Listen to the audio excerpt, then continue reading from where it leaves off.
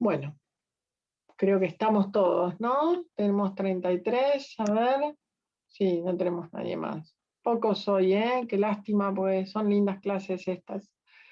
Bueno, ¿qué es lo que vamos a ver? Entonces, vamos a ver lo que dijimos, ¿eh? Acortamiento, engrosamiento y fusión de las valvas, de las comisuras, de las cuerdas tendinosas. A ver qué algo tenemos en el chat. En un segundo, a ver qué pasa con el chat. Sí, es correcto. Es lo que estás escribiendo, Facundo, es correcto. Eh, bueno, como les decía, fíjense que acá tenemos un esquema de qué es lo que pasa, cómo se engruesan las valvas, se engruesan las cuerdas tendinosas. ¿M? Y cuando nosotros hablamos de qué es lo que pasa, fíjense que hablamos de apertura en domo, porque parece la cúpula de una iglesia, de uno de los domos, póngale de Milano, de Florencia, fíjense que hace como una cúpula con una apertura que la podemos ver bien. Si uno recuerda cómo es una válvula mitral normal, la válvula mitral normal, la valva anterior va a pegar prácticamente contra el septum interventricular cuando se abra, y la válvula posterior se pega casi a la pared posterior. Y fíjense qué pasa acá, nosotros las vemos, esto está abierto, y fíjense cómo tratan como de besarse, y si la vemos en eje corto, vemos la famosa boca de pescado con todo este engrosamiento, todo lo blanco, fíjense qué gruesa que está nuestra válvula mitral. Y acá, si recuerdan cómo eran las cuerdas finitas y separadas, fíjense cómo están engrosadas, acortadas, fibrosadas, y pasa lo mismo con los músculos papilares. Entonces tenemos apertura en domo de la válvula mitral, restricción de la apertura con engrosamiento y fusión de las comisuras, y fusión, engrosamiento y acortamiento de cuerdas tendinosas y músculos papilares. Entonces, vamos a ver que nuestra válvula mitral, cuando pongamos el eje largo paraesternal, va a abrir en domo. Ahora, ¿esto qué le pasa? Que no quiere mover. Si nosotros le pasamos el modo M, ¿qué es lo que vamos a ver? Habíamos dicho que la aurícula izquierda se iba a agrandar. Vamos a tener una disminución de la pendiente EF. Ahora vamos a ver los puntos. Esto, digamos, ha caído en el desuso porque, bueno, usamos el Doppler hoy. Esto es muy importante. Si nosotros ahora vamos a ver cómo abre una válvula mitral normal, la válvula mitral normal, la valva anterior hace sus dos muescas, su E y su A, hacia el septum interventricular, y la valva posterior se va a tener un movimiento oponente normalmente. Pues ese movimiento oponente primero se pierde y después se hace concordante. Cuando nosotros tenemos que las dos valvas, cuando abren, se mueven para el mismo lado, sabemos que estamos en presencia de una estenosis severa. También podemos ver el engrosamiento y fibrosis de las valvas, que lo vamos a ver en el vídeo también. Y esto sí, esto va en honor a los que describieron nuestro modo M, que es el protodiastólico del septum interventricular. ¿Qué es lo que va a pasar?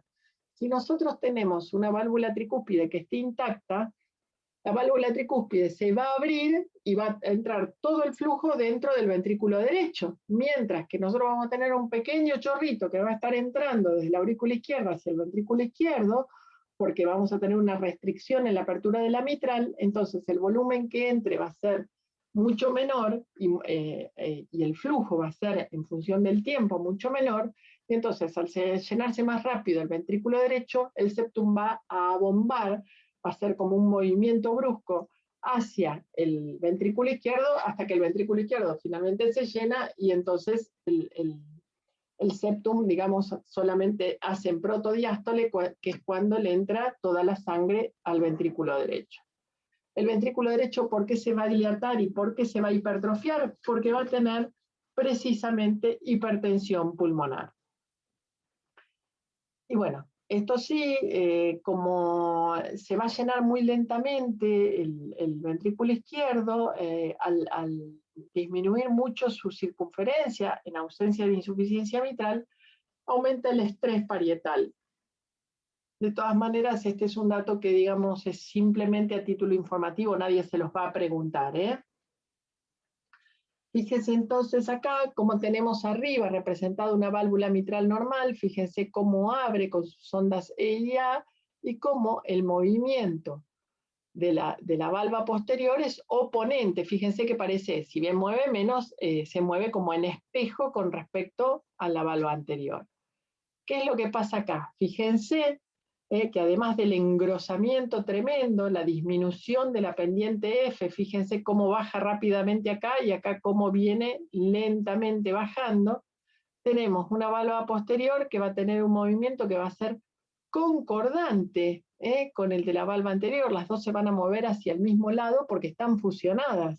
Y en esta, que fíjense que parece una línea, la valva posterior, ha tenido pérdida primero de ese movimiento oponente. Entonces, primero pierde el movimiento oponente y después se pone concordante. Esta es una estenosis mitral severa. Entonces, ¿qué es lo que vamos a ver en el eje largo paraesternal? Que la aurícula izquierda se dilató, que se dilató el ventrículo derecho, un ventrículo izquierdo normal en ausencia de insuficiencia mitral, esto ya se los dije, la apertura endomo de la valva anterior mitral, y el engrosamiento, fibrosis, acortamiento, fusión de las comisuras, finalmente la fibrosis se va a calcificar y aparece calcificación de las valvas. Esto es muy importante. Cuando hablamos de patología reumática, la calcificación y todo este proceso aparece desde el borde libre hacia la comisura. Mientras que cuando la afectación es degenerativa por la edad, todo el cambio degenerativo va desde las comisuras hacia los bordes libres. ¿Mm? Y fíjense que también podemos tener los trombos en la aurícula izquierda y, como les dije, hasta en 1 de cada 4 pacientes va a estar en ritmo sinusal, igual va a tener un trombo dentro de la aurícula. Y por enésima vez, cuerdas tendinosas fibrosadas, engrosadas, acortadas, fusionadas y finalmente calcificadas. Bueno, acá fíjense cómo abre endomo, tenemos engrosamiento de las valvas, acá tenemos un poquito de calcio, fíjense qué poquito es el orificio, qué chiquito el orificio por donde va a pasar. Si nosotros pasamos el modo M en el nivel 0, que es, bueno, 4, bueno, el de la aorta, fíjense que tenemos la aurícula izquierda es casi 2 veces la dimensión aórtica, está muy dilatada, y el ventrículo derecho en esta vista lo podemos ver bien, que también está muy dilatado, es un poco más grande inclusive que el ventrículo izquierdo, la apertura endomo de la válvula mitral. ¿Sí? Fíjense acá, está la flecha puesta, fíjense el masacote que son las cuerdas tendinosas, acortadas y fusionadas. Bueno, ¿cómo la vemos abrir? Tengan paciencia porque esto se va a poner negro, pero fíjense cómo abre, que hace como una pancita para abrir y que está calcificada en sus bordes libres. Esto es una estenosis mitral reumática. ¿La están viendo? ¿La ven bien? Sí, se ve, se ve. Si nosotros giramos el transductor en 90 grados en sentido horario, vamos a estar en un eje corto paraesternal y nos vamos a ir a la altura del orificio mitral. ¿Y qué vamos a hacer? En la mayor apertura, en diástole, podemos hacer una planimetría de la válvula, o sea, trazar el área de valvular para estimarla por planimetría, que es el primer método que se utilizó para valorar el área valvular mitral. ¿Sí? La vamos a trazar. ¿Cuáles son las limitaciones? Muchas veces cuando tenemos mucho calcio podemos tener falta de ecos en algún área y entonces vamos a sobrevalorar el área. Los pacientes que tengan hecho una comisurotomía también van a tener este problema porque al tener desgarradas las comisuras a veces no podemos saber bien hasta dónde medir el área. Muchas veces el túnel que les decía que se hace entre el borde libre de la válvula mitral y las cuerdas tendinosas, uno si se para muchas veces corta en el túnel y puede darle inclusive más chica el área que lo que en realidad es, porque a veces ese área donde medimos, donde están esas cuerdas tan fibrosadas y acortadas, puede ser inclusive hasta menor que el área valvular mitral que estamos midiendo. Ya les dije lo de la comisurotomía. Y a pesar de lo que uno pueda pensar, de lo impreciso que pueda ser el método, en buenas manos la correlación entre la planimetría medida por eco y medida en anatomía patológica, fíjense que es alta, es 0,94, significa prácticamente no hay diferencias, y pasa lo mismo con el eco y la hemodinamia o el eco y la medición intraquirúrgica. Fíjense que la correlación de la planimetría sigue siendo buena. Bueno, podemos valorar también la presencia de calcio en las comisuras para elaborar los scores. El score de Padial es el que, digamos, considera las comisuras dentro de lo que es la calcificación, y esto lo vamos a ver que es muy importante cuando hablamos de los procedimientos de dilatación de la válvula, porque si las comisuras están muy calcificadas, cuando uno infla el balón para dilatar la válvula, puede rasgar las comisuras y generar insuficiencia mitral severa. Por eso es importante saber cuánta calcificación tienen las comisuras para ver si son pasibles o no de dilatarlas con balón. Y la dilatación del ventrículo derecho, que por supuesto lo vamos a ver en todas las vistas, en eje largo paraesternal, en eje corto y también en 4 cámaras. En eje corto también lo que podemos ver, si tenemos presencia de hipertensión pulmonar, es el aplanamiento del septum interventricular a lo largo de todo el ciclo cardíaco. Vamos a ver que el ventrículo izquierdo toma una forma como de banana, porque el septum interauricular se aplana, y eso nos está hablando de sobrecarga de presión en el ventrículo derecho. Cuando tenemos una sobrecarga de volumen en el ventrículo derecho, y esto para que lo vayan pensando en la fisiopatología, el ventrículo cuando está en diástole se va a aplastar porque va a entrar un gran volumen dentro del ventrículo derecho que lo va a dilatar, y entonces va a hacer que el septum interventricular se aplane hacia el ventrículo izquierdo. Pero como es solo volumen y la presión del ventrículo izquierdo siempre es más alta, o generalmente es más alta, cuando el ventrículo se contraiga se va a poner de vuelta redondito. Entonces, cuando nosotros tenemos el septum interventricular aplanado en diástole y que en sístole se pone redondo, sabemos que ese paciente tiene sobrecarga de volumen. Y cuando el septum permanece aplanado durante todo el ciclo cardíaco, lo que tenemos es una sobrecarga de presión en el ventrículo derecho. Muchas veces tenemos las dos cosas, pero predomina la sobrecarga de presión si tenemos frente a lo que es la sobrecarga de volumen. Y en 4 cámaras, ¿qué vamos a tener? Otra vez, dilatación de la aurícula izquierda, las cuerdas tendinosas acortadas, fusionadas, engrosadas, fibrosadas, calcificadas.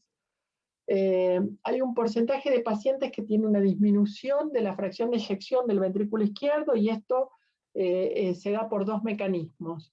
Por un lado, porque, digamos, aumenta el estrés parietal porque el ventrículo izquierdo se llena poco y entonces empieza a contraerse mal. Y otra, porque la afectación reumática se va a extender hacia las porciones basales del ventrículo izquierdo, porque va a, digamos, a sobrepasar, entre comillas, el nivel de la válvula mitral y se va a extender hacia el músculo cardíaco. Entonces podemos tener inclusive algunas alteraciones segmentarias así basales en la contracción. Por lo que les dije, porque se llena poco, también disminuye el volumen de fin de diástole.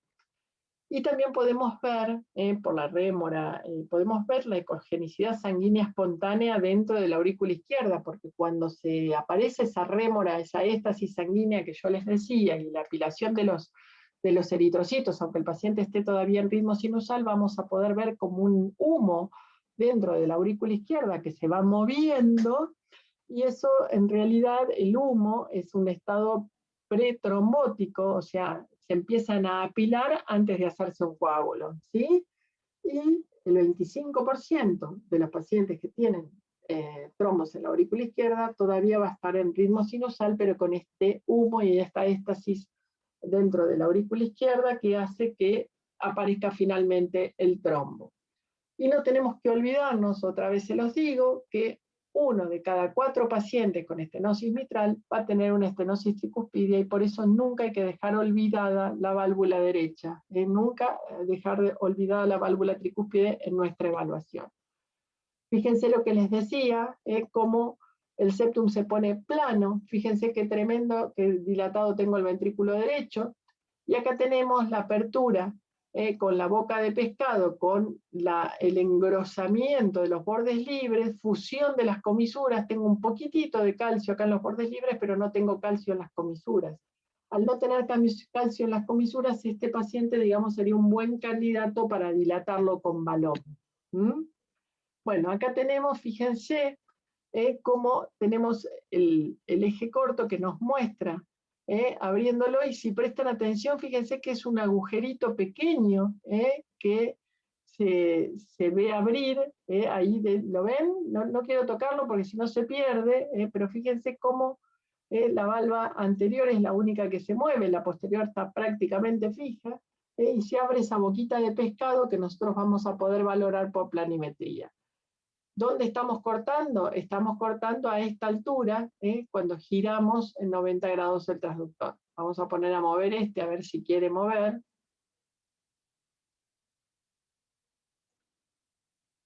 Me han dado un trabajo, estuve revisando las imágenes, algunas no movían hoy, así que estuve renegando antes de conectarme con el Zoom. Bueno, esta evidentemente no quiere, a ver. Pero bueno, la vimos en la otra vista, en la otra diapo. Y fíjense acá cómo vemos abrir la válvula mitral, fíjense cómo está la valva posterior prácticamente fija, la valva anterior que queda ahí pegoteada, hace como un esfuerzo para abrirse, y fíjense que el borde libre, donde está la manito que les estoy señalando, ¿la ven? Queda como fusionada. Fíjense qué tremendo el tamaño de la aurícula izquierda, que está severamente dilatada, y ahí es donde vamos a poder ver el contraste espontáneo dentro de la aurícula izquierda. Si lo tuviéramos, este paciente seguramente está anticoagulado. Fíjense acá, en presencia de una estenosis mitral, fíjense que tenemos dentro de la aurícula izquierda una imagen de densidad aumentada que parece un hongo, y en realidad lo que es un trombo que está adherido al techo. Acuérdense que esto es arriba, al techo de la aurícula izquierda. Entonces, la planimetría la podemos trazar por 2D o podemos trazarla por 3D. Fíjense que esto es una imagen tridimensional, y también, digamos, es más fácil porque podemos separar ecos espurios, y hacer una valoración del área valvular. El otro método por el cual nosotros vamos a poder valorar o estimar el área es por el pressure half time, o tiempo de hemipresión, y si no por la ecuación de continuidad, que en el caso de la válvula mitral, como la verdad es muy difícil de estimar el anillo, prácticamente no la usamos. Usamos las dos de arriba, hacemos planimetría si el paciente no tiene comisurotomía, y le medimos el tiempo de hemipresión, o pressure half time en inglés, que son las dos, digamos, las dos cosas sumadas al gradiente medio que vamos a usar para hacer el diagnóstico y saber si el paciente tiene una estenosis mitral y de qué grado. Entonces, vamos a ver qué es lo que pasa con nuestras áreas valvulares y nuestros gradientes. Esta es un gradiente transvalvular normal, con una onda E y una onda A. Fíjense el tiempo de desaceleración rápido. Habíamos dicho que esta desaceleración de la onda E es la que representa nuestro llenado ventricular izquierdo, ¿verdad? Entonces, tenemos un lleno rápido, que es la rama ascendente de la onda E, un lleno lento, que es cuando, digamos, estamos en la rama descendente de la onda E, y luego el llenado, la patada auricular. Fíjense qué es lo que pasa aquí. Tenemos, ingresa un cierto volumen de sangre, pero después, fíjense cómo se sigue llenando lentamente, porque nuestra diferencia de presión es alta, y entonces tiene que entrar con determinada velocidad la sangre para poder llenar el ventrículo izquierdo. ¿Cómo podemos estimar el área? Bueno, la doctora Catherine Otto, que todavía vive, que es una médica canadiense, que hizo un enorme aporte a la ecocardiografía Doppler, demostró que cuando el tiempo en el que cae el gradiente a la mitad, y eso significa tiempo de hemipresión o pressure half time, repito, es el tiempo en el cual el gradiente cae a la mitad, o sea, no a la mitad del tiempo, sino el gradiente a la mitad. Recordemos que el gradiente es 4 por velocidad al cuadrado, entonces cuando el gradiente cae a la mitad no va a ser justo en la mitad de lo que nosotros trazamos, sino que va a ser tal vez un poquito menos. No importa, el equipo va a hacer el cálculo y nos va a decir cuándo el gradiente cae a la mitad, nos lo va a decir en tiempo, y entonces, si 220 corresponde, un pressure half time de 220 corresponde a un área valvular de 1, ¿qué hacemos? Dividimos 220 por el pressure half time que nosotros medimos y así vamos a tener una estimación del área valvular mitral en centímetros cuadrados. ¿Sí? Repito, 220 dividido el tiempo de mi presión nos va a dar el área valvular mitral. Esta es una fórmula que nosotros usamos todos los días, los equipos la tienen incorporada, cuando nosotros le pedimos que trace el pressure half time, directamente nos da estimada el área valvular, pero uno tiene que saber de qué se trata, cómo se mide. ¿Por qué? Porque cuando tenemos errores y no sabemos de dónde salen los números, no podemos encontrar nuestra fuente de error. Lo otro que podemos hacer, además de trazar el pressure half time, de tirar esta línea desde del pico de la onda E, seguimos por toda la rampa descendente hasta que cruza con la línea de base. Así medimos el pressure half time. Pero también podemos agarrar una línea de puntos y hacer todo el envelope del flujo transvalvular mitral y medir los gradientes, el gradiente máximo y el gradiente medio. El gradiente medio es el que más nos va a importar, porque, digamos, habíamos dicho que entre menor de 5 es leve, entre 5 y 10 es moderada, y un gradiente medio mayor de 10 milímetros de mercurio correlaciona con una estenosis mitral severa.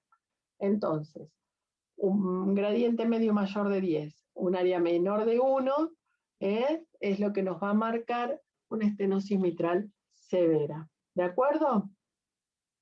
Entonces, ¿qué hacemos con el Doppler? Vamos a tener un aumento de la velocidad máxima y un aumento de la velocidad media. Por supuesto, como aumentan las velocidades, también aumentan los gradientes por Bernoulli modificada. Habíamos dicho que la pendiente de desaceleración mitral se va a ir enlenteciendo. La onda A va a aumentar, porque va a aumentar, digamos, la patada auricular, pasa a tener una preponderancia muy importante, porque que la aurícula se contraiga obliga, digamos, a la aurícula a vaciarse y a que el flujo, o la sangre que tiene contenida, entre a presión en el ventrículo izquierdo. Entonces, cuando tenemos una grave dilatación, o sea, una severa dilatación de la aurícula izquierda, porque tenemos una estenosis mitral muy severa, ¿qué es lo que va a pasar? Nuestra aurícula va a empezar a perder fuerza de contracción, va a empezar a contraerse cada vez menos, hasta que, bueno, después finalmente se fibrile, y entonces esa onda A, que la teníamos muy marcada inicialmente, va a empezar a disminuir.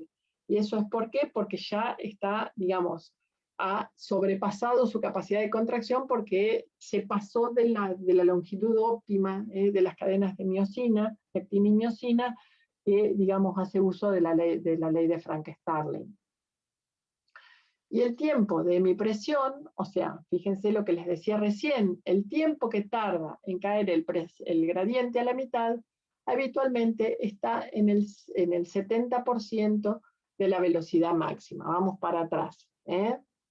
Entonces, si nosotros medimos el pressure half time desde la pico de la onda E, fíjense el tiempo de desaceleración y la pendiente de desaceleración, el tiempo que va a tardar en caer el gradiente a la mitad va a corresponder con una disminución de la velocidad al 0,7%, o sea, más o menos por acá, el del 70% de la velocidad. Si nosotros hagamos un cálculo rápido y fácil, si fuera 1 metro, sería la caída a 70 centímetros. Si es 2 metros, la caída a 1,40, ahí estaríamos en el tiempo de la caída del gradiente a la mitad. O sea, el pressure half time, el tiempo, en el que cae el gradiente a la mitad, correlaciona más o menos con el 70% de la velocidad máxima.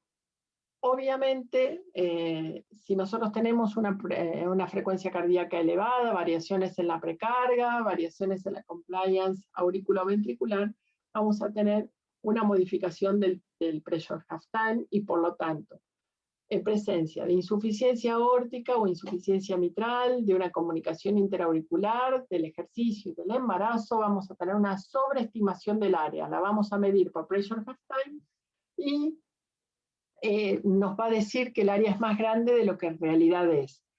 Y al contrario, si el paciente está en bajo gasto o tiene una severa dilatación de la aurícula izquierda con un ritmo despaciado lento, va a llevar a que nosotros pensemos que el área, o midamos, que el área es menor de lo que en realidad es. ¿Sí? Entonces, esto es lo mismo, el tiempo de despresurización mitral es 750 sobre el tiempo de desaceleración, es lo mismo. Lo que nos interesa a nosotros es esto, el pressure half time. El de tiempo de despresurización no lo miren porque se van a hacer lío. Les quería explicar un poquito esto. Les voy a tomar solamente el de la insuficiencia aórtica para que pensemos el mecanismo. En la insuficiencia aórtica, en diástole va a estar entrando flujo desde la aorta hacia el ventrículo izquierdo. Y en diástole va a estar entrando, a través de nuestra estenosis mitral, flujo desde la aurícula izquierda en el ventrículo izquierdo. Como habíamos dicho que el gradiente lo que hace es medir diferencias de presión, la presión en el ventrículo izquierdo va a aumentar, la presión de fin de diástole va a aumentar rápidamente porque vamos a tener ingreso de un flujo desde la aorta y otro desde la mitral. Entonces, ¿qué voy a medir? Que mi gradiente va a ser mucho menor que el que sería si yo no tuviera la insuficiencia aórtica. Entonces, con un gradiente más bajo y un tiempo de mi presión que va a ser más corto, yo voy a medir o voy a sobreestimar el área, voy a pensar que el área es más grande de lo que en realidad es. Pasa lo mismo con las demás condiciones como la insuficiencia mitral, la comunicación intraauricular, ejercicio y embarazo. La ecuación de continuidad no la vamos a ver acá, se puede, o sea, el principio de la ecuación de continuidad es que si nosotros multiplicamos área 1 por velocidad 1 es igual a área 2 por velocidad 2, si nosotros pudiéramos medir el tiempo, el área del anillo, la verdad que es muy complicado medirlo en la válvula mitral, entonces teniendo disponibles los otros métodos que les comenté, la ecuación de continuidad prácticamente no la usamos.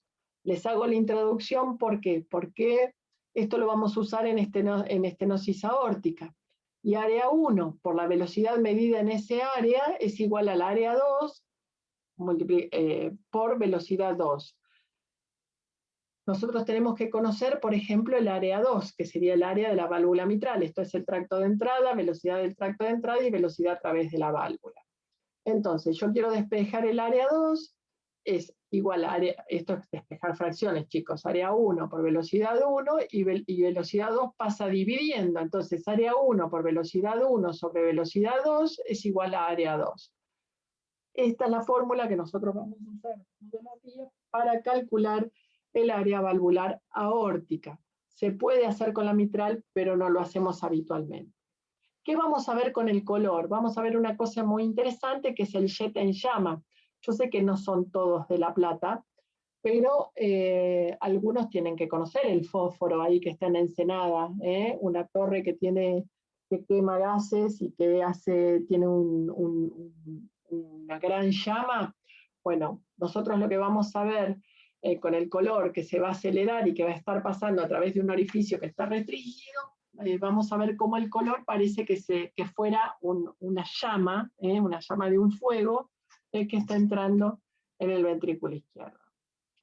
Esto ni lo miren, la fórmula de PISA la vamos a ver recién cuando hablemos de insuficiencia mitral, y el área de flujo color realmente tampoco la usamos en la práctica diaria. Y sí, la valoración de la sistólica pulmonar, ya sabemos, velocidad máxima de la regurgitación tricuspidia.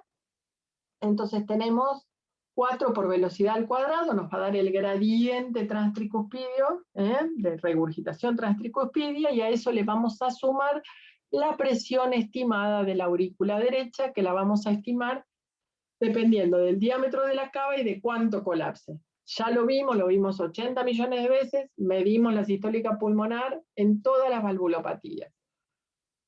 ¿Qué es lo que va a pasar en las venas pulmonares? Y bueno, en diástole, por supuesto, como no va a estar, o sea, la válvula va a tener una apertura que va a estar restringida, nuestra onda diastólica no va a ser tan alta porque no va a estar entrando tanto flujo a la aurícula izquierda, porque la sangre que tiene contenida no pudo salir. Y sin embargo, la onda retrógrada, la onda A, cuando la aurícula se contraiga, va a ser mucho más importante porque voy a tener sangre que va a estar volviendo hacia las venas pulmonares porque no puede entrar en la aurícula izquierda porque tiene muy elevada su presión. La presión media de la aurícula izquierda va a estar más alta, eso ya lo vimos. Acá tenemos la representación del jet en llama, esperemos que mueva, a ver, no mueve, pero qué lástima. Pero fíjense que tenemos una llama que está entrando dentro del ventrículo izquierdo, y si miramos tenemos como esta área que parece un redondel, un semicírculo. Esto se llama PISA, esto es un área de isovelocidad. Isovelocidad, ¿por qué? Porque fíjense que en donde pasa la interfase del azul al amarillo, esto me dice que en todo este lugar yo tengo la misma velocidad de los glóbulos rojos. No es tan importante, podría estimar el área por PISA en la estenosis mitral, pero sí es muy importante cuando vemos este mismo efecto, pero al revés, vemos esto de este lado, porque tenemos un flujo de insuficiencia mitral. Esto, el PISA, nos permite estimar el área del orificio regurgitante. Para el área de la estenosis no lo usamos habitualmente, así que no lo vamos a describir hoy para no torturarlos. Y fíjense cómo correlaciona nuestro jet en llama con esta elevación. Fíjense que tenemos 2,5 metros de velocidad máxima y vamos a tener un gradiente medio que va a estar alrededor de 10. Acá tenemos lo mismo. Estas son las mismas fotos que les mostré más temprano, cómo medimos el tiempo, o sea, dónde ponemos el cursor. Fíjense que nos alineamos perfectamente, y el otro punto lo ponemos donde cruzamos con la línea de base. Le pedimos nosotros al equipo que nos mida el pressure half time, entonces va a medir el tiempo que tarda en caer el gradiente a la mitad. Repito, el tiempo de mi presión es el tiempo que tarda en caer a la mitad el gradiente, no la velocidad, el gradiente. Y lo otro que vamos a hacer es el trazado de todo el espectro, y nosotros fíjense que vamos a tener un gradiente máximo y un gradiente medio. ¿Sí?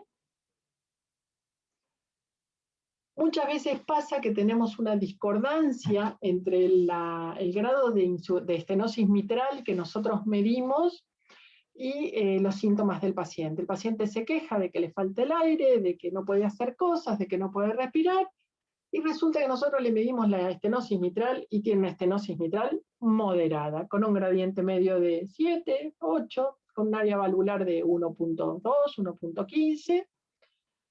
Y entonces, ¿qué podemos hacer? Podemos hacerle al paciente un ecoestrés, lo subimos a la cinta.